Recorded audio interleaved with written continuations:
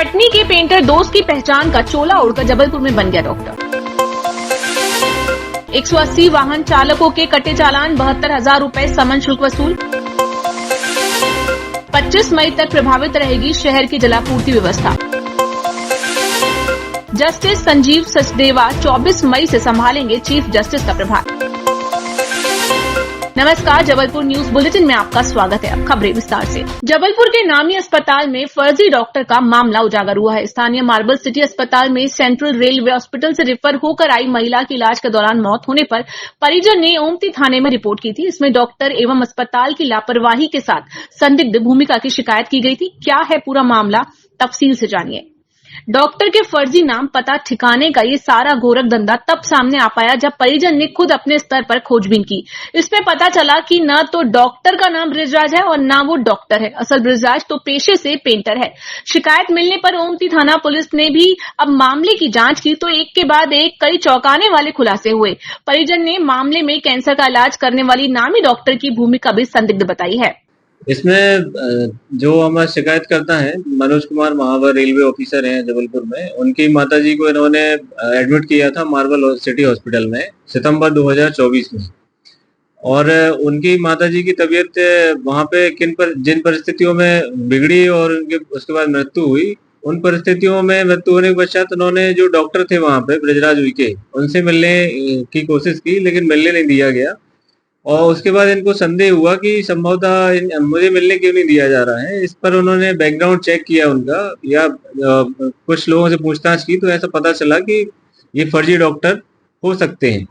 इसके पश्चात इन्होंने हमारे थाने में इसकी शिकायत की थी।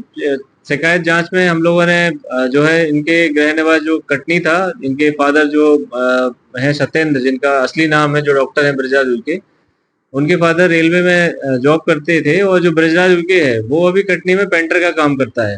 उनसे हमने जब पूछताछ की जाना तो ये पता चला कि ये फर्जी डॉक्टर है और जो बृजराज उइके के डॉक्यूमेंट का उपयोग करके मेडिकल में एडमिशन लिया एमबीबीएस में।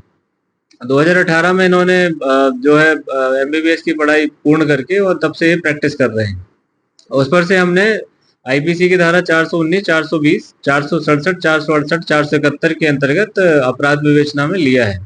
आगे जो भी तथ्य सामने आएंगे उसमें अब अस्पताल प्रबंधन की क्या भूमिका थी या जिसके भी अन्य डॉक्टर जो है उनकी क्या लापरवाही थी, उसके संबंध में भी इसमें जांच की जाएगी। अगर उनको दोषी पाया जाता है तो उनको भी इसमें आरोपी बनाया जाएगा।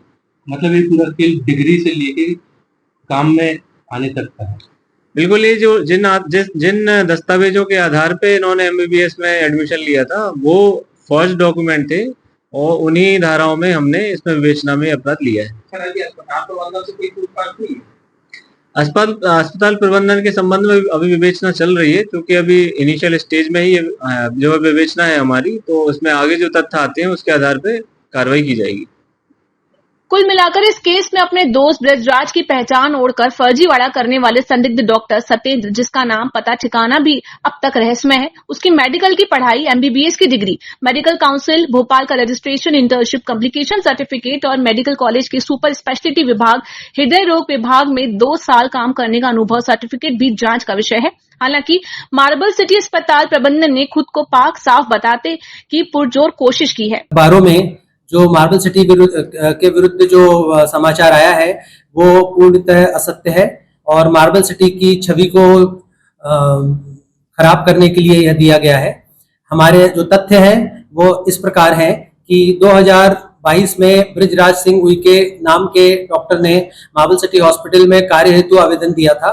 आवेदन के समय उन्होंने अपनी एमबीबीएस की डिग्री, उनका मेडिकल काउंसिल भोपाल का रजिस्ट्रेशन, उनके एमबीबीएस के दौरान की मार्कशीट्स, उनके इंटर्नशिप कंप्लीशन सर्टिफिकेट एवं उन्होंने मेडिकल कॉलेज में सुपर स्पेशलिटी विभाग में, हृदय रोग विभाग में 2 साल काम किया था, उसका सर्टिफिकेट, उनका अनुभव सर्टिफिकेट दिया था। मार्बल सिटी हॉस्पिटल द्वारा उसको पूरा भोपाल मेडिकल काउंसिल से वेरिफिकेशन किया गया था और उसके बाद ही उनको नौकरी पे रखा गया था। इतने दिनों से वो जो नौकरी कर रहे हैं, बाकायदा उनकी पंचिंग होती है, उनकी सैलरी जाती है और इसमें किसी भी प्रकार का कोई अस्पताल का दोष किसी भी प्रकार से नहीं है। वेरिफिकेशन करने के बाद ही डॉक्टर को अस्पताल में रखा गया था। भोपाल मेडिकल काउंसिल में भी उनका रजिस्ट्रेशन है। अतः यह जो जानकारी दी जा रही है कि जो भ्रामक जानकारी समाचार पत्रों में दी जा रही है वो सर्वथा गलत है।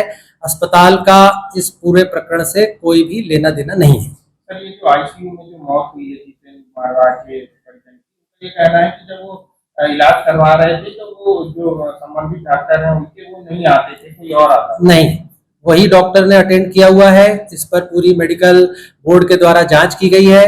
डॉक्टर बृजराज सिंह उइके के द्वारा फाइल में नोट्स हैं एवं बृजराज सिंह उइके ने मेडिकल बोर्ड के सामने प्रस्तुत होकर अपना पक्ष भी प्रस्तुत किया है। यह सर्वथा गलत है और ये भ्रामक जानकारी दी जा रही है और इसको जो है दुर्भावनावश किया जा रहा है ये काम। एफआईआर क्यों की गई? इसके बारे में मुझे कोई जानकारी नहीं है कि अस्पताल की उस डॉक्टर के विरुद्ध एफआईआर क्यों दर्ज की गई है। हमारे पास डॉक्टर से संबंधित सभी डॉक्यूमेंट हैं जिसको वेरीफाई किया जा चुका है और कोई भी व्यक्ति उसको वेरीफाई कर सकता है। पुलिस ने अस्पताल प्रबंधन से जो डॉक्यूमेंट मांगे थे वो सब पुलिस को प्रदान किए जा चुके। डॉक्टर फर्जी है, उसका नाम भी फर्जी है अथवा उसकी डिग्री फर्जी है, ये तो पुलिस की प्राथमिक स्तर पर चल रही जांच का विषय है ही। साथ ही इस मामले में कैंसर का इलाज करने वाली शहर की नामी डॉक्टर और मार्बल सिटी अस्पताल की भूमिका पर लग रहे आरोप भी संदेह की जद में है। पुलिस अधीक्षक जबलपुर के निर्देश पर शहर की यातायात व्यवस्था सुधारने ट्रैफिक पुलिस और नगर निगम के अमले ने संयुक्त रूप से मोर्चा संभाला। मालवीय चौक, तीन पत्ती चौराहा, ब्लूम चौक, नोदरा ब्रिज, रसल चौक, तैयब अली चौक, आधारताल चौराहा में सघन चेकिंग कार्रवाई के साथ अतिक्रमण हटाने की कार्रवाई की गई है।